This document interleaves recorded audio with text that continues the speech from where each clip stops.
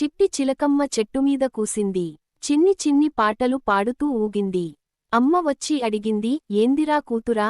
చిలకమ్మ చెప్పింది, పాటలు పాడుతున్నానురా. గాలి ముద్దాడింది. ఆకు నర్తించింది. చిట్టి చిలకమ్మ కిలకిలా నవ్వింది. అమ్మ మాత్రం అనుమానంగా దగ్గరకు వచ్చింది.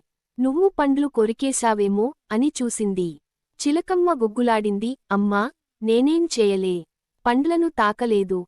పాటలే పాడలే. అమ్మ నవ్వి చెప్పింది, నిన్ను కొట్టాననుకున్నావా? నీ గానం వినడానికి దగ్గరికి వచ్చానురా.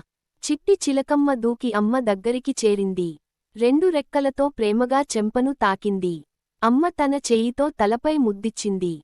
నీ పాటలు వినగానే నా కోపం పోయింది. అలా ఇద్దరూ చెట్టు నీడలో కూర్చున్నారు.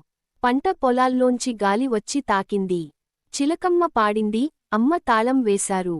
ప్రతి నోటలో ప్రేమ పూసింది, వెలిగింది.